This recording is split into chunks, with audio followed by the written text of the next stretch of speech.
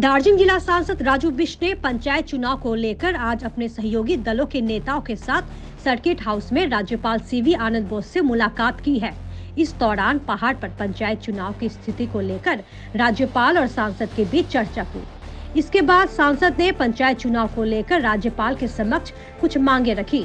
अपने मांगों में उन्होंने कहा कि चुनाव के बाद 6 सप्ताह तक शांति व्यवस्था और लोगों की सुरक्षा के तहत केंद्रीय सुरक्षा बलों की तैनाती हो, निष्पक्ष और बिना डरे जनता मतदान कर सके, इसकी तमाम व्यवस्था हो।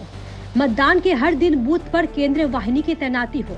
इतना ही नहीं, तृणमूल पर हमला करते हुए सांसद राजू बिष्ट ने कहा कि ये तृणमूल कांग्रेस का इतिहास है कि वे हारने के बाद अशांति फैलाते हैं। 2021 के विधानसभा चुनाव में भी जिन जगहों पर तृणमूल कांग्रेस हार गई थी, वहाँ हिंसा हुई जिसमें कई लोग मारे गए। इसलिए उन्होंने चुनाव के बाद 6 सप्ताह तक केंद्रीय सुरक्षा बलों की तैनाती की मांग की है।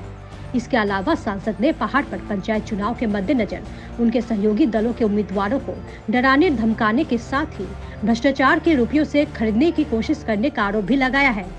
ऑनरेबल गवर्नर साहब से हम सबका मिलना हुआ, जिसमें दार्जिलिंग कालिम्पोंग हिल्स के गोरखा एलायंस के करीब 8 पार्टियों के प्रतिनिधि उनके साथ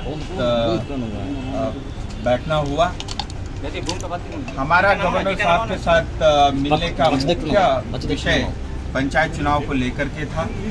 हम सब जानते हैं कि पिछले दिनों किस तरह से जो है चोपड़ा के अंदर में हिंसा हुई, किस तरह से सिलीगुड़ी में party office, BJP party office को जलाया गया, और आज जिस तरह से पहाड़ के अंदर में वातावरण को दूषित करने का काम टीएमसी और उनके सहयोगी द्वारा हो रहा है। इतना ही नहीं, खुलेआम जो है सांसद को धमकी दिया जा रहा है।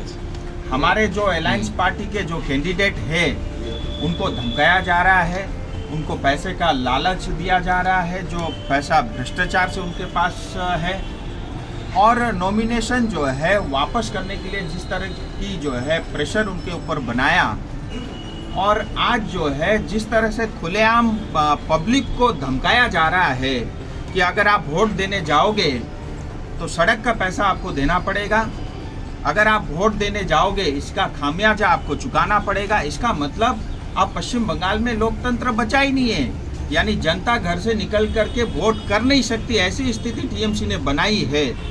इन सब विषयों के ऊपर में बहुत देर तक उनके साथ चर्चा हुई, और हमने एक प्रमुख मांग जो है गवर्नर साहब के साथ रखी है कि इस पंचायत चुनाव के अंदर में सभी बूथों में सेंट्रल फोर्स डेवलपमेंट होना चाहिए।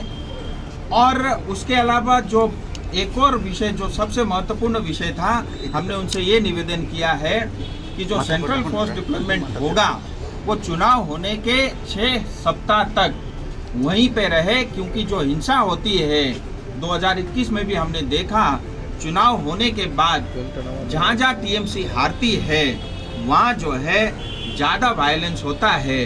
और इस बार पहाड़ में टीएमसी और उनके अलायंस उनका पूरी तरह खात्मा और साफ होना तय है।